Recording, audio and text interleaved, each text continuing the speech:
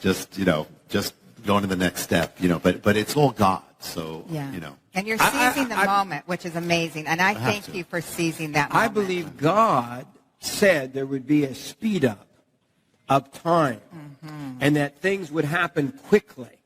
And I believe you're right in the middle of it. God has called you to sound the trumpet, to warn America, to warn the world, and yet you're on a fast track. You're in, how many miles do you think you've flown? I've lost track of miles. I've lost track of everything. I go to the airport. I don't even know what plane I'm going. I don't have time to look at the plane until they last minute say, okay, what airline? I just go to the thing, and then I go to the next place. That's how it is. I don't have time to even think about it. But things are speeding up. I mean, things are speeding up in America. Yes. I mean, what's happening? Yes. Things are speeding up in the world. Yes. It is. We are at critical moments. So, I don't believe I have a choice. I remember once when I left here, Morningside, and I went to they have a little airport where everybody waves as you go. Yes, Little Branson Airport. I love that airport. You feel guilty leaving because they're waving. They wave. They're sweet. Yes. I said, Lord, I'm given a heavy thing here. It's one of the first times I was here, and I just opened the Bible, and it's Son of Man, if you don't blow that trumpet, you're accountable. So we have to. We have to. Boy, that's critical. God has called Rabbi to sound that alarm. Yes. To warn the world, the harbinger. 9/11. I knew after 9/11. I knew 9/11 wasn't, as you do, wasn't some ordinary event. We knew that something was being said to America. And God began to unveil it to you almost from the first moment, wasn't it? When I was praying, I was led immediately to that section of Isaiah that speaks of that first strike of warning on the land. And I knew that. I got that. And right after that, David Wilkerson then shared in New York City, said, this is the word from the Lord, and he shares the same chapter and Isaiah 9:10, which would become the whole decoder of the harbingers, without realizing, he didn't realize, the things hadn't happened yet. Then it was after that when I was in New York City at Ground Zero, and the Lord just transfixed my attention to this object and said, you have to seek this out. There is something you have to find here. And when I did, that began the harbinger. It just exploded, this mystery that blew me away first. And then it just kept getting bigger and bigger and bigger. That's how it began. And now we keep seeing new chapters of the harbinger. This is not of me. It has a life of its own, to where I look at it and I get blown away. And when people tell me, and I don't believe it, they're telling me, but this is here. But things that are in the book have come true. Even there's a date in the book where the thing came true on the date afterwards. There's a foreshadow that the president fulfilled afterwards, inscribing those words on the tower, and then finding out that we were actually, the whole harbinger went forth on the very land of the man who owned Ground Zero in ancient time. He had two lands. The other was the land of our building. Your church. Our church, Beth Israel Jerusalem Center, is Center. On his homeland, is on the place where he lived. The keeper of Ground Zero, who dedicated it all to the Lord and the before sign America. is the name of the man. The sign of the coming on our street. The street. Ryerson is the name of the keeper of Ground Zero. And then if you go to Ground Zero, you find the other name. They go together. Of that farm that was Ground Zero. I mean, it's the only land in the planet, the two lands that are linked together. It's Ground Zero and where the harbinger went forth. So the harbingers appeared in one of the lands, and the message came forth from the other. We had no idea. I mean, God is, and this is when the harbinger started, and we almost lost our build. We actually did lose our first building. It was like warfare, and the Lord brought us to this land. We had no idea until He revealed it. But He's in every detail. We only find out after. Yeah. You were in dismay, brother, because you were losing your church building. Your church left the building with nothing. As soon as I started sharing the harbinger, all hell came against the ministry. Yeah. It was like the enemy wanted to stop that message before it became what it became. And so what happened is that the town and the landlord decided they're going to destroy our building. So it came down to the last service. We had no place to go. We had the whole service. We celebrated. We're going out with joy. We led forth, and we went out to nothing. We had nothing. And we locked up the building, the next day, the Lord gave us a new building. The next day, after we lost the first building. So literally, and where he brought us turned out to be this sacred land that was part of the mystery to begin with. The land, the 9/11, the land, the man who owned 9/11, the very land that they moved to across the river. That replaced Ground Zero. It was the redemption of Ground Zero. And it was, and actually the harbinger, the beginning of the revelation, it came while I was standing on Ground Zero. It finished on his first land. It finished on his second land when it went forth. And then, but on top of it, the place where we left was destroyed, ruins, and they destroyed the building, and they put up a Walmart. And Walmart has a book department. And one of the few books they have is The Harbinger. So The Harbinger is going forth. And they don't carry that many books. Only the bestsellers. And so The Harbinger was going forth, where the enemy tried to stop, is now going forth as a book in Walmart on the very ground where it's first preached. It's going forth to America. I love it. God always has the last word. Oh. He always And I don't even want to get to it yet, but I have, this is the new book. There it is. This is the new Harbinger. This is the new book. It is not on the presses at this moment as we're taping. And pretty amazing. It is secret manuscript. I have read it all, and I cry. The end of this book. My God. Yeah. The end really gets. I'll probably never tell you the end of the book because I don't believe in telling the ends of books.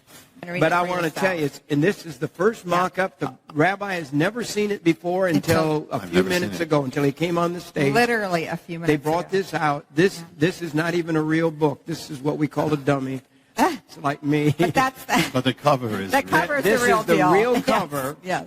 The real cover, because it hasn't even gone on the presses. It's just being pressed. It's just getting ready, isn't it? Yeah.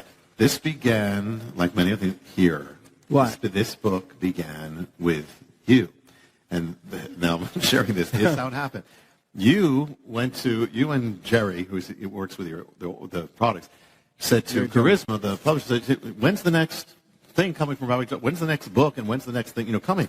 And I've been led, the sequel to The Harbinger is yet to come. The Lord has led me that I have to wait until the time. It's linked to things happening.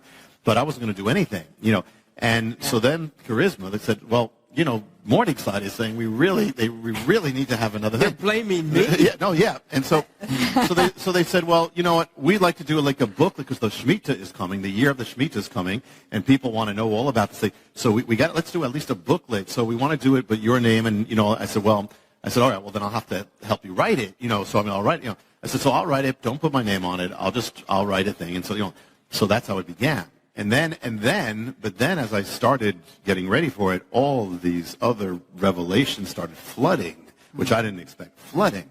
And so it ended up not a booklet, it ended up 300 pages, and we reduced it a bit from that. But it was filled, it got so big, the mystery of the Shemitah, it begins with the Harbinger, it's one of the mysteries of the Harbinger, but it is so big that it's not only, determined the crash of Wall Street, the rise and fall, what is coming, but the very world, the rise and fall of nations, everything timed to this mystery from the Bible, exactly down, what has been, what is, and what is coming. And so this just blew me away. And this happened during the busiest time of my life. So I wrote this mostly on planes, on trains, and hotel rooms. That's pretty much, by a miracle. And then, so it became, and I wasn't still going to put my name in. I said, you can have someone, you can do it from an editor or whatever. But the last moment they said, these are your names. So this book became what, it started here, became what nobody planned it to be. Nobody expected this, including me. This was a surprise thing. And it just had a life of its own. There is so much, but truly, and we're the first time we're really talking about this because it didn't technically exist. But the mystery is just so big. It has determined things down to the seconds. Down, to the days, the dates, the seconds. And it is coming. Another one is coming now.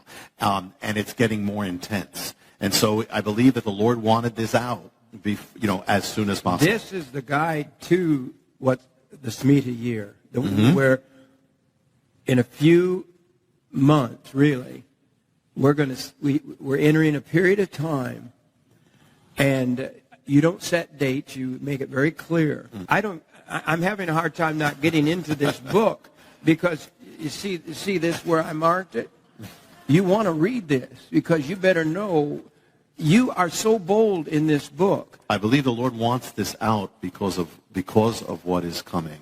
And in this fast, he's accelerated. We talk about speeding up. This book is going to the press faster than almost any book I've ever heard. It makes no sense because not only did no one plan this book, really, but I got things in the mail about this book before I finished it.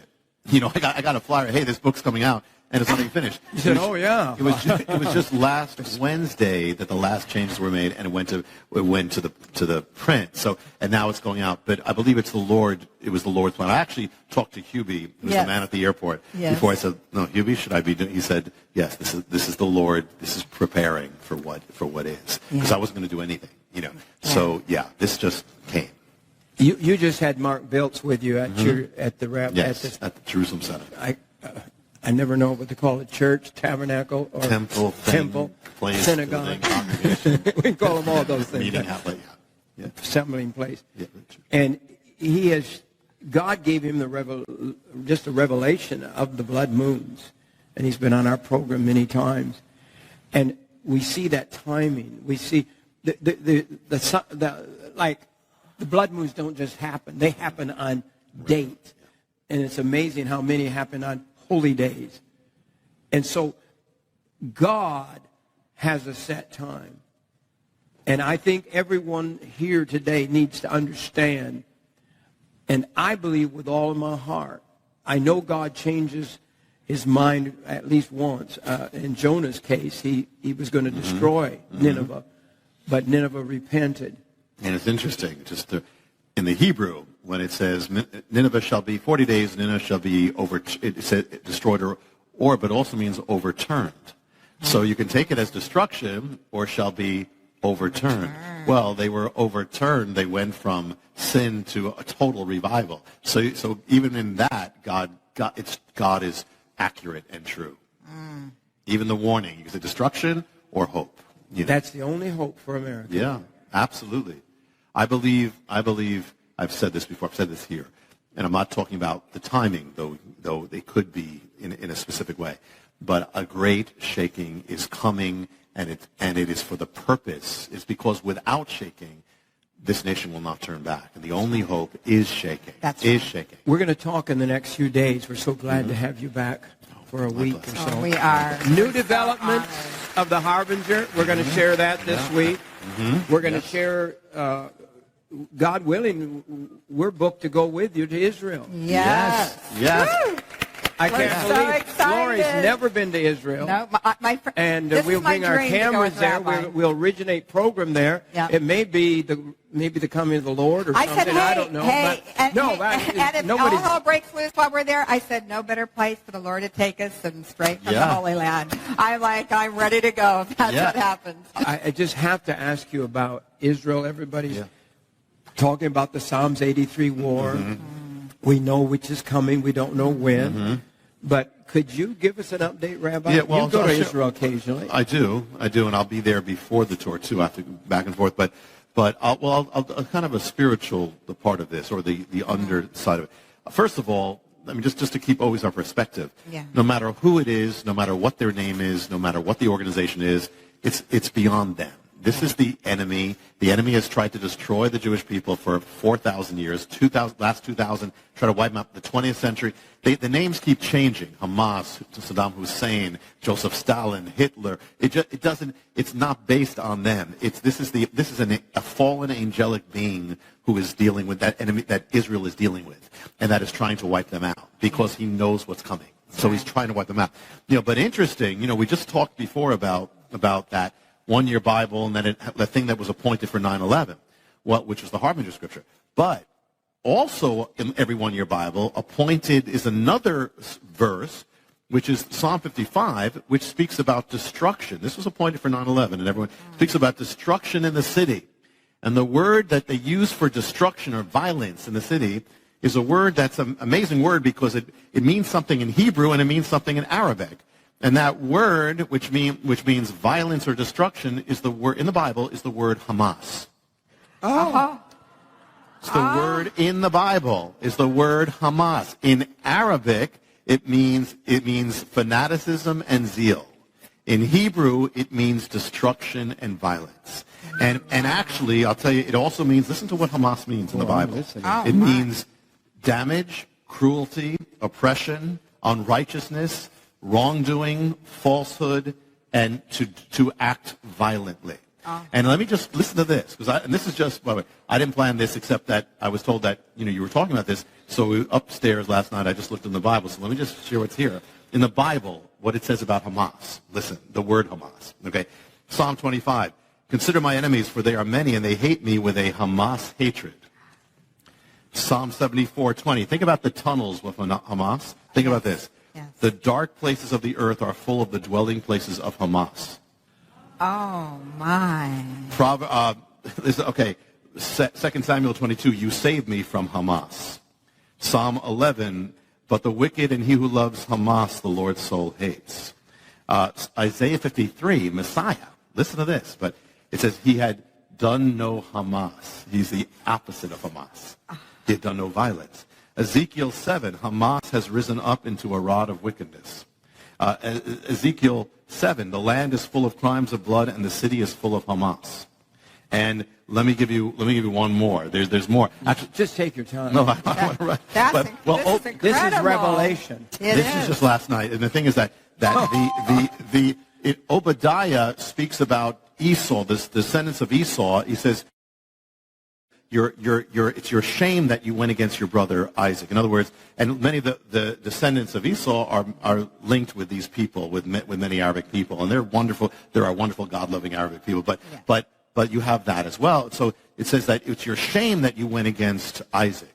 So listen to what it says here. It says this. It says, speaking about the descendants of Esau, for your Hamas against your brother Jacob, shame shall cover you. So it's talking about the descendants of Esau. It says your Hamas against them. And now listen to this, last one. This is a promise to Israel. Listen, Isaiah 60. For Hamas shall no more be heard in your land, nor the wasting of destruction in your borders. You'll call your walls salvation and your gates praise.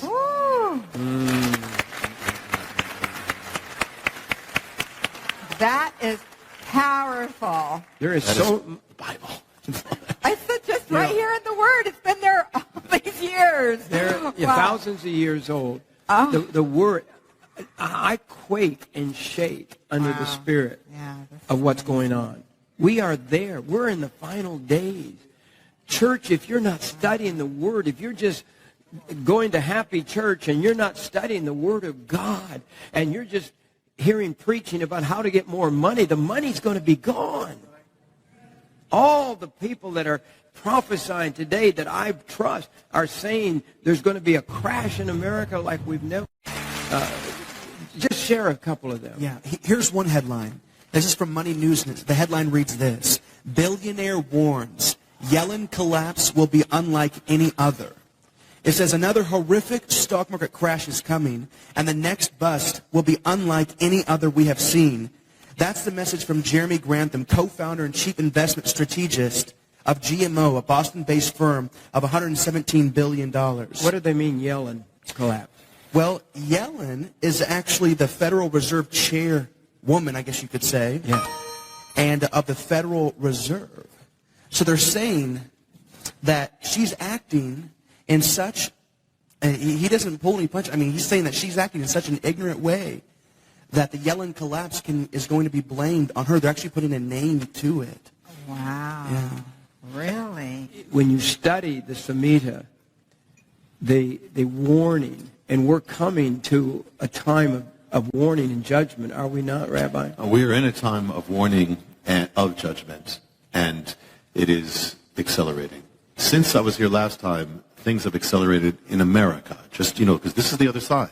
The harbingers continue because what's happening in the nation is continuing. The apostasy from God. I mean, rapid fire where believers can hardly keep up with it and can hardly believe how far it's come in such a short time. Right. Just in the last time since I've been here, marriage has been been struck down in state after state after state. It has never not been struck down since that Supreme Court ruling. This was a tipping point. I believe, 2012 was a tipping point. It was the first time the president came against the biblical definition of marriage. It was the first time the majority did. And when you reach a tipping point, things accelerate. So things have accelerated since. You have the Supreme Court, you have this, and now, but it's getting to the point where, the Bible says, woe to those who call evil good and good evil. It goes together. So every time that evil is called good, there's another step of calling good evil and silencing believers. And ultimately, we are watching the beginnings of persecution in this land, where believers are made to be the villains, or always vilified, and where even the government is trying to force believers doing things like fund abortion, which never happened before, and to partake in what is immoral, or be punished. I mean, there was just a executive order that came out that ultimately the government will say, if you're a nonprofit or you're a religious group and you are not endorsing basically homosexuality, we will cut ourselves off from you. I mean, this is major stuff. And so we are watching these risks. So at the same time, the signs of judgment are increasing, just as in Israel's last days. That's why the signs of the harbinger have never stopped. That's why this is coming, and it's a kind of dangerous thing that these things are all converging. Even when you look at what Mark Biltz has said, that the period of the blood moons, it's a year and a half period. But most of that period is the Shemitah. And, we're just in the beginning of the period. Yeah. Once we reach September, once we're in September now, this is the entire thing is together. It's all the Shemitah now. It's all happening at the same time. And it's all going to culminate at the peak climax of the Shemitah. So these are dangerous things because what we're watching, if you look at the last 2001 and 2008, you see it's accelerating. It's happening more exact, more precise. It's happening. So this is a sign that we are heading towards judgment, getting closer. And one of the things, I'm not going to share now, but one of the things about the latest things about the harbinger is a dramatic sign that we are much closer to that moment. One of the things that's making me very, very upset and very nervous is people are predicting another Jewish Holocaust. I mean, just literally saying we're on the verge of a Holocaust. And in England, in France, they're marching in the streets. Isn't that right, Zach? That's exactly right. And it's really unfortunate. I was reading a recent article where it's almost becoming the new fad, that it's the cool thing to be anti-Israel. Oh. In France, they're marching by the thousands. In England, they're marching. But guess who's marching? Do you know who's marching? Who's in those marches? There are Muslim activists in there. That's right. Yeah. They're not just the run-of-the-mill people of France, the run-of-the-mill people. These are anti-Jewish people. I mean, this pretty much sums it up right here. This article is from the Washington Post, and it says, more clarity in Gaza. Here's the difference between us, explains the Israeli prime minister. We're using missile defense to protect our civilians, and they're using their civilians to protect their missiles. And the man, we are so misguided even in our country. The man who is supposed to represent America, the man who's supposed to represent our values, is rewriting history. There is an article right here in front of me, and this is Obama, that says this. Muslims built the very fabric of our nation. Our president is trying to rewrite history. He's trying to guide it. Like Rabbi said, Isaiah 5:20, whenever they're calling good evil and evil good, this wasn't just simply an end-time prophetic scripture verse. What Isaiah was saying was that the worst possible thing that can happen to a society, the thing that is just at the bottom of the barrel, it gets no worse, is whenever a society starts calling the good things of God evil and the evil things good. Yeah. Mm-hmm. We were talking about the Psalms 83 war. John Shorey, he believes that when the other nations join in to fight Israel, that has to be one of the signs of the Psalms 83 war.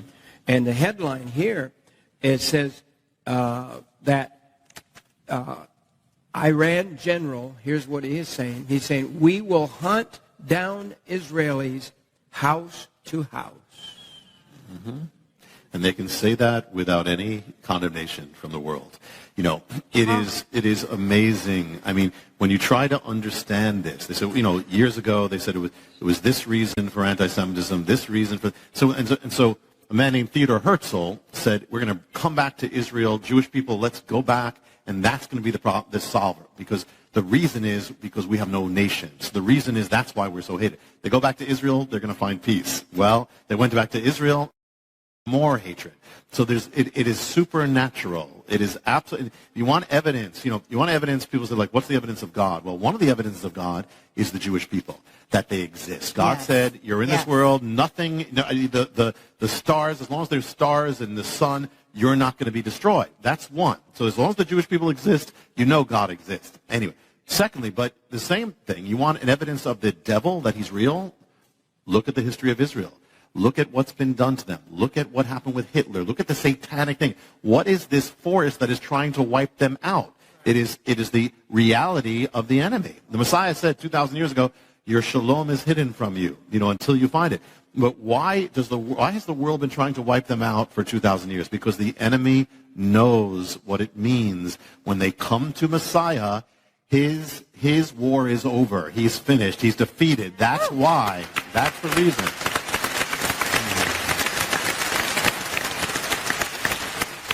It's amazing, this warfare over Israel and Jerusalem. You go in the natural, Jerusalem, you got great cities. Jerusalem is a bunch of rocks, basically. It's in the natural, doesn't have anything that any major city has. It has nothing.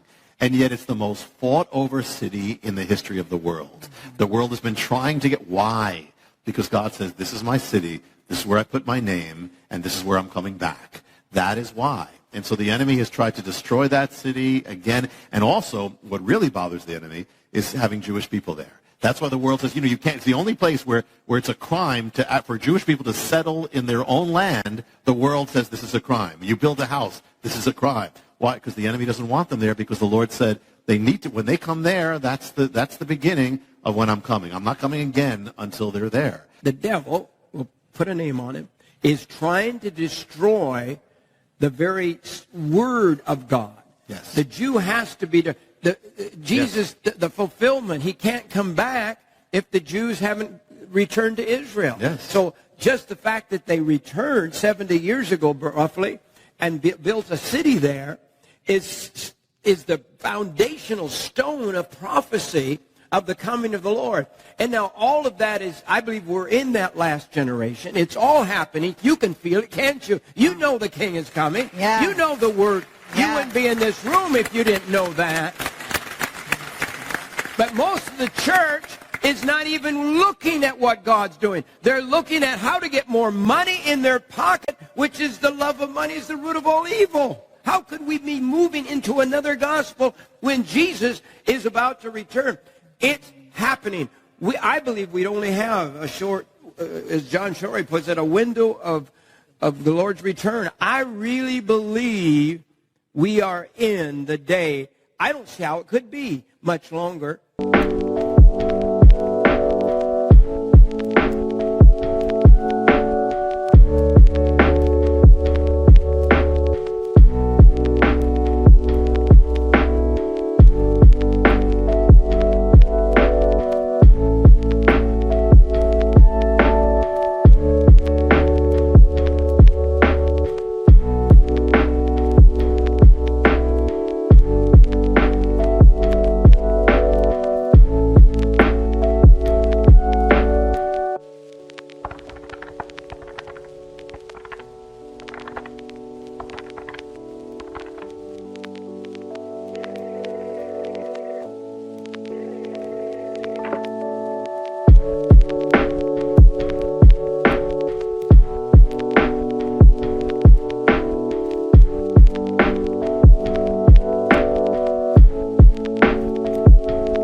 Because of the times of the generation, because of all the fulfillment, the Jews have returned. the warfare that's going on. There's warfare. This is crazy. The warfare in the United States of America. We have turned our backs against God. We have mocked God. And God's not mocked. No. You have major things happening at once. You have America distancing itself from Israel in the last few years, number one. At the same time, America is rapidly turning against the ways of God, rapidly. And you wonder, how far could it go? Yeah. And how far will the Lord allow it? Yeah. So as you said, he is not mocked, and he warns before, his heart is mercy. He warns before he judges. He calls for that reason. And even then, he's long-suffering. He holds back. But finally there comes a point where it can't be held back anymore. But he warns his people. And what I found is around the country, I found that most believers, if you ask them, they sense it already. They would tell you, yes, we believe something is coming. Mm-hmm. I've never had that before, mm-hmm. Where it's been that palpable, that mm-hmm. there is something coming here. America is in danger of judgment. Never before. Mm-hmm. So we are, yes, this is what we knew about in days when we learned about prophecy. It's coming. We talked about persecution, but now it's coming. We talked about it's coming. So yes, and we have to be ready, which is one of the things that you guys do. The book, The Mystery of the Shemitah, will be out shortly. We'll announce it on the show. The first appearance will be here. We'll be here. And we have, I call it it's The Mystery of the Shemitah. This is the mystery copy I have in my hand, kindergarten level. Would you explain that to us? Yeah, Shemitah speaks of that, the seventh year of the Bible that most people don't know. They know the Sabbath day, but it was a Sabbath year. Every seventh year, it was the Shemitah. The word can mean release. That's how people would know it. Remission or wiping away of debt. But the word also means the collapse, the fall, the shaking, or the overthrowing. So this thing is so filled, it has a whole prophetic realm, this Shemitah, that has not only affected the history of Israel, but has affected the history of America, will, and literally the nations, the world. This is not only America. This is the world. It has affected, it has determined world wars, global cataclysms. I cannot tell you just how big this thing is, but it is gigantic. And so this is God's exact timepiece that is linked. It can be blessing or it turns to judgment. And that's what we're dealing with right now. And so it was a time when the land was to rest. Sabbath for the land. The land rests. Every seventh year you shall have a Sabbath. And there's no sowing, no reaping, no plowing, nothing. You let everything. There's no buying or selling of the fruits. It is a total Sabbath rest, which was to be a good thing initially, but it turns into something else. And the thing is that on the last day of the Shemitah, the very last day, is an amazing thing called Elul 29, when that's the 29th day of the Hebrew month Elul, when all debts are wiped out, all credits wiped out, the financial accounts are wiped clean, which was a blessing. But when Israel turned away from God, this blessing turned into judgment, literally led to the wiping away of Jerusalem in the days of Jeremiah, was all linked to the mystery of the Shemitah. The Shemitah is really, the spiritual meaning is it's really saying that God is sovereign. You don't, you go after money, God is the one who owns the land. God is the one who has given you every blessing you have. God is the one who is king over all things. And so it was a humbling, the Shemitah humbles the pride of man. The Shemitah reminds man or a nation that its blessings all come from God. And if you put God...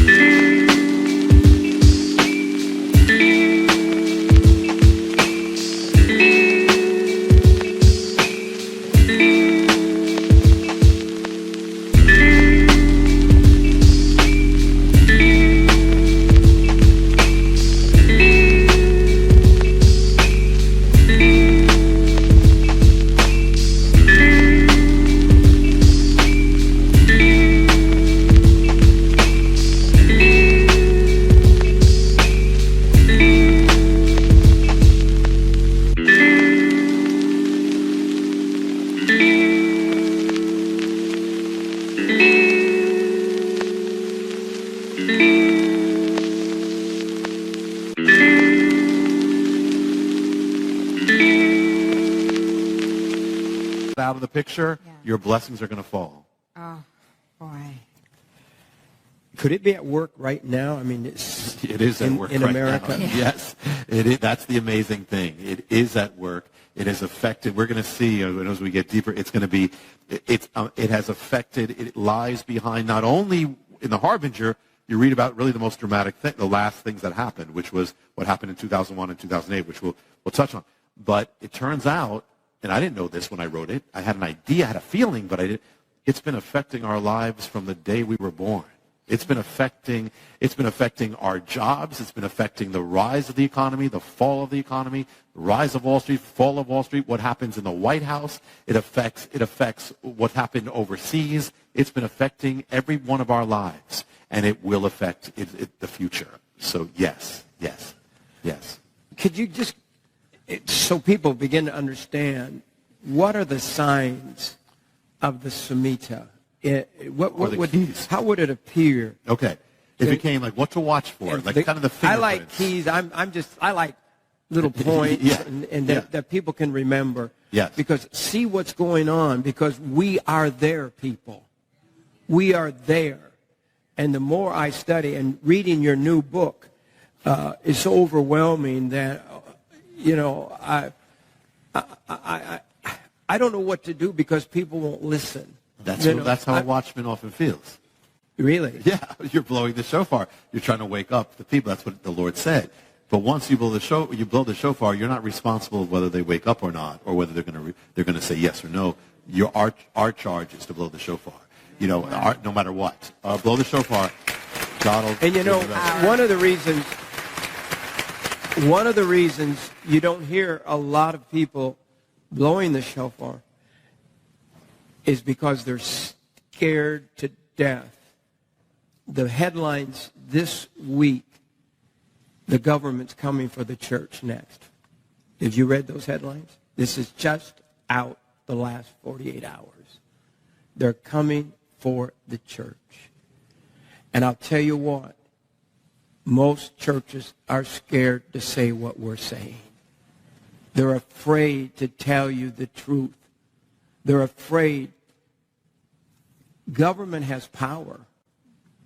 Politicians crush each other through political power. I've seen it. I've walked with presidents. I have talked with them. I'm telling you, politics can bring out a bad spirit in anybody, I think. But to keep that power and to win that power. And I'm not anti-anybody. I'm not a Democrat. I'm not a Republican. I'm not an independent. I'm just a Christian who loves Jesus, who believes that we ought to honor God in our nation. But I know I have seen wonderful men of God. I've seen wonderful presidents. I have seen wonderful presidents sell their friends for political power. Power is corrupting. And we are living in a day where we must honor God. We must honor God. Yes. So give us just a couple of points there. Okay. As we leave today, the program today. We're going to open up the mystery this week, and in it, the key things to look. Imagine we're looking for.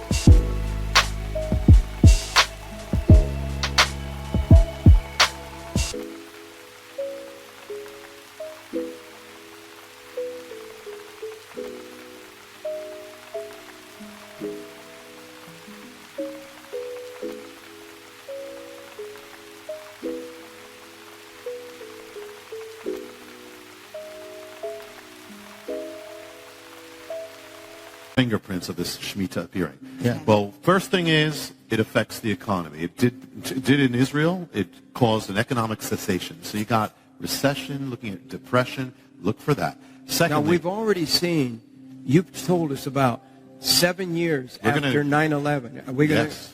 I mean, we saw that crash. Then we saw 7 more years. Well, you're going to see that it's even beyond that. Beyond that now. It's beyond that. That's what the other key. The other key is the 7-year cycle. Okay. The other key is that wiping away of financial accounts. You got financial collapse there.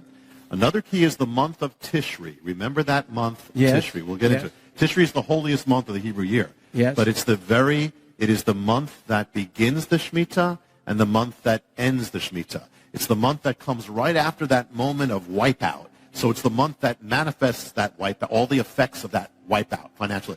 So you get those keys. Now, one other thing is, remember Elul 29. The month of Elul builds up to Tishri, builds up to that final moment. Now, with that final wipeout always happens when the sun goes down. When the sun sets, all debts are wiped out. So these are some keys. Now, once you have the keys, we're going to see this thing manifest amazingly. I mean, amazingly. We're going to see things really that Nobel laureates in economics don't know because they don't read the Bible. We're going to see things that the heads of Wall Street don't know because most of them don't read the Bible. Yeah. But God wants us to know. Yes, he does. You mentioned the headline a few minutes ago. A billionaire, one of the richest men in the world. Yeah. He is predicting a collapse. And here's what he says is coming, the financial collapse. He says it will be unlike any other. Something big is going to happen. We have the billboards of God called the sun and the moon, declaring in the blood moons on the holy days. It's all shaking to me. It's all startling. I mean, I've been a Christian since a little boy. Donna and I, my sister's here in the front row, but we grew up in church. We didn't have pews. We had benches. But we've grown up. We've heard about this. We've heard it preached. We've heard the prophecy preached. And here we are living in it. I just shake with it. I mean, the Spirit of God. I was thinking about God last night, and it was like I had a dream of God or a vision or something of God, and that God was excited.